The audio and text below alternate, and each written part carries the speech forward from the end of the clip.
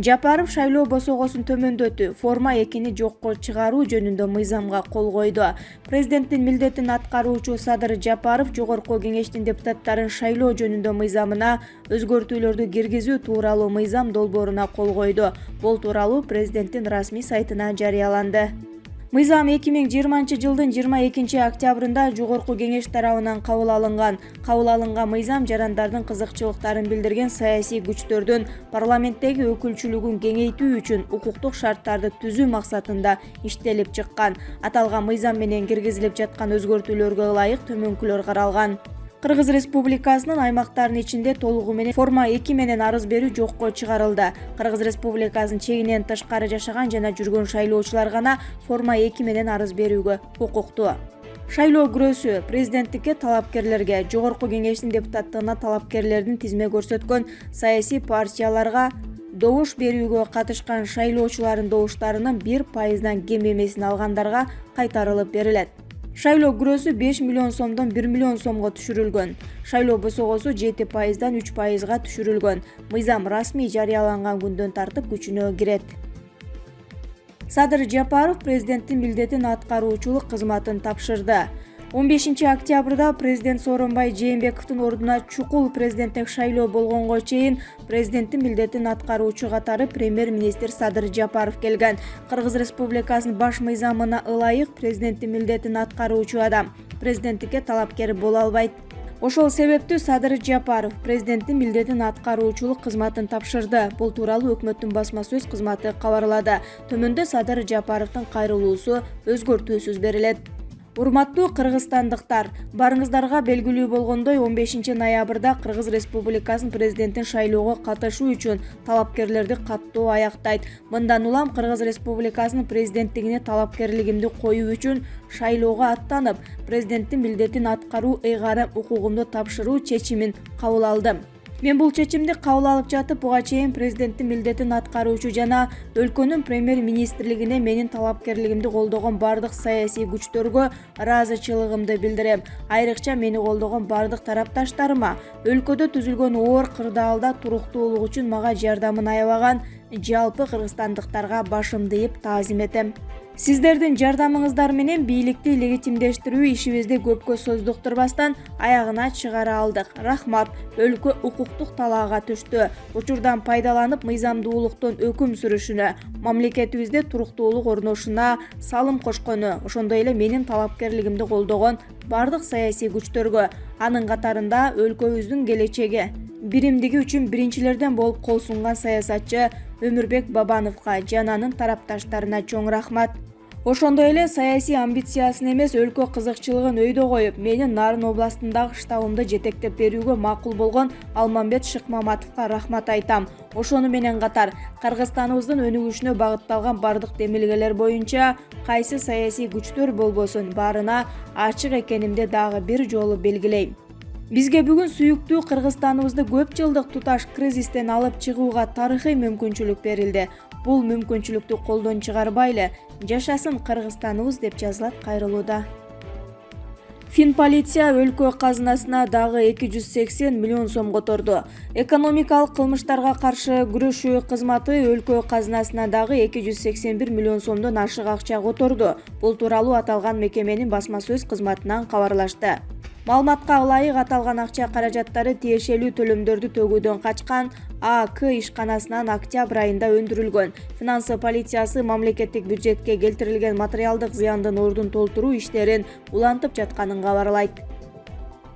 Садык Шернияз: Жапаровдун азыр жанында жүргөндөр аны караңгы күндө таштап кетет. 11 ноябрда Жогорку Кеңештин экс-депутаты режиссер Садык Шернияз президенттикке талапкерлигин каттоо үчүн мамлекеттик тил сынагынан өтөт. Мурунку эл депутатынын айтымында анын шайлоо программасы соттордун көз карандысыздыгын жана парламентаризмди коргоого багытталган. Мындан тышкары Шернияз өзүнүн штабында акысыз иштөөгө көптөгөн даяр колдоочулары бар экендигин билдирди. Бардык кыйынчылыктарды билип мен күрөшүүнү чечтим, деди ал. Менин колдоочуларым көп. Мен буга абдан кубанычтамын. Алардын арасында көрүнүктүү журналисттер бар. Ибраим Нуракун уулу, Шайырбек Абдрахман уулу жана башкалар. Талапкерлердин массалык маалымат каражаттарында үгүт иштерин жүргүзүүгө канча акча коротконун билем. Бирок мени эл колдойт. Мен көп жыл мурун иштеп чыккан даяр программа бар. Анын негизи соттордун көз карандысыздыгы. Кечээ мамлекеттик тилди билүү боюнча тестирлөө болду. Ал эми бүгүн БШКдан каттоодон өтүүнү пландап жатамын, деди ал. Кыязы президенттикке талапкер айрым бизнес структуралар анын үгүт өнөктүгүнө жакынкы аралыкта каржылык колдоо көрсөтөт деп үмүттөнөт. Мындан тышкары ал президенттин милдетин аткаруучу Садыр Жапаровдун шайлоого катышуу чечимин түшүнүү менен кабыл алаарын билдирди. Бирок анын айланасында ошол эле саткын саясатчылар тобу топтолду деп эсептерин кошумчалады. Садыр Жапаров аракет кылып жатат. Ал шайлоого катышууну чечкенин бир жагынан түшүнөм. Ал азыр популярдуулуктун чокусунда. Бирок анын айланасында саткын саясатчылардын командасы топтолду. Бул адамдар аны караңгы күндө таштап кетишет. Бул анын негизги катасы, деди Садык Шернияз. Мадумаров: Кыргызстандын абалы Орусия менен бирдиктүү саясаттан көз каранды. Бүтүн Кыргызстан партиясынын лидери Адаха Мадумаров Кыргызстан Орусия менен кошо бир катар эл аралык уюмдарда мүчө болгондуктан тышкы саясаттын бул өлкө менен макулдашып жүргүзүшү керек деп эсептейт. Мындай пикирин ал 11 ноябрда Орусиянын СН маалымат агенттигинин түз эфиринде суроолорго жооп берип жатып айтты. Мадумаров Кыргызстан Орусия менен бирге Жааматтык коопсуздук келишим уюмунун, Евразия экономикалык биримдигинин, көз каранды эмес мамлекеттер шериктештиги уюмунун, Шанхай кызматташтык уюмунун активдүү мүчөсү экенин айтып, Орусияда 100 миңдеген кыргыз жараны бар экенин, Кыргызстандын тышкы саясатынын таасири аларга да тиерин белгиледи. Ата бабаларыбыздын Орусия менен дайыма бирге болуу чогуу өнүгүү деп айтып кеткени бар. Бул факты. Экинчиден, Орусиянын аймагында 800 миңден ашуун кыргыз жараны убактылуу жашап иштеп жүрөт. Алардын да Кыргызстандагы ички саясий жана социалдык экономикалык абалга өтө чоң таасири бар. Албетте, коррекциялап, макулдашып, бирдиктүү саясат жүргүзүү зарыл. Кыргызстандагы абал да ошондон көз каранды. Партия лидери Орусиядагы мигранттар кыргыз экономикасына жылына 2 миллиард доллардан ашуун каражат которуп жатышканын кошумчалады. Өлкөдөгү ички саясий абал тууралуу маалымат берип, укуктук нукка түшүү аракети жүрүп жатканын айтты. Мадумаров 10 январда өтө турган мөөнөтүнөн мурда президенттик шайлоого катышаарын билдирген. Бүгүнкү күнгө карата бул саясий өнөктүккө катышуу үчүн Поршайкомго арыз жазгандардын саны 15 адамга жетти. Президенттин милдетин аткаруучу Садыр Жапаров да шайлоого катышаарын айткан. Арызын БШКга тапшыра элек. Ал 10 ноябрда ШКУнун онлайн саммитинде ал орус президенти Владимир Путинге кайрылып, евразиялык интеграция маселелеринде Кыргызстан Орусия үчүн дайыма ишенимдүү өнөктөш болоорун айткан. Рыскелди Момбеков президенттик шайлоого катышууну көздөөдө. Рыскелди Момбеков узун убакыттан бери эл алдында чыкпай калганы жалпыга маалым. Көптөн бери дайынсыз жоголуусунун себебин ал азыркы учурда көрүнгөндөрдүн эмес, сөгүнгөндөрдүн заманы болуп калды. Элге кайрылуу жасап көзгө көрүнөйүн десең эле сөгүүгө каласың деп ачыктады.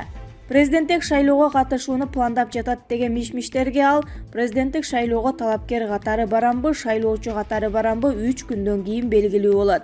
Азыркы учурда саясаттагы санаалаштары менен кеңешип жаткан чагым, деп жооп узатты. Орозайым Нарматова: Мадумаровдун командасы алгач Кудайга жана элдин колдоосуна таянат. Ал эми Кремлден болобу, батыштан болобу Кыргызстанга кайтарымсыз жакшы ой менен тилектештикте мамиле кылса, биз баары менен достук мамиледе болгондогубуз жакшы. Ал эми Мадумаровдун Москвадагы жолугушуу сапары абдан мыкты деңгээлде болду. Буга чейин көпчүлүк фейктер ал кишини колдобой калды мигранттар деп калп маалымат таратышканы орунсуз экени далилденди.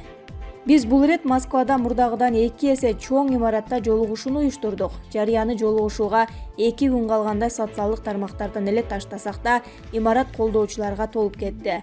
Жолугушууга бара албай калдык, кеч угуп калдык дегендер көп болду. Жолугушуунун уюштуруучусу менин укугум бар, мен макул эмесмин кыймылдары. Аны менен катар эле 10 ноябрь күнү орус журналисттери Мадумаровдон интервью алышты. Бүгүн да келип пресс маалымат берип кетүүсүнө чакырышкандыктан команда менен бирге барып келдик. Пресс жыйында Орусиядагы башка мамлекеттер жада калса атаандаш тараптар даярдаган адамдар да келип, ыңгайсыз, орунсуз болсо да өздөрүнүн суроолорун берип кетишти. Ооба, Москва Мадумаровду сыйлап, мекендештер менен болгон жолугушууда тоскоолдук жок, баары мыктуу болуп жатат. Тилекке каршы Мадумаров тез арада мекенге кайтуусу шарт болуп калгандыктан Санкт-Петербург жана Екатеринбург шаарларындагы жолугушуулар токтотулду. Мадумаровдун жолугушуулары жана ар бир кадамы элге ачык болгондуктан бардык маалыматты интернетке байма-бай чыгарып жатабыз. Аман болсо, Кудай колдосо, эл шайласа, тоскоолдук болбосо, Мадумаров президент болгондо ар дайым эл менен ачык, журналисттерге жана элге жакын болушуна ишенемин деп жазат Орозайым Нарматова.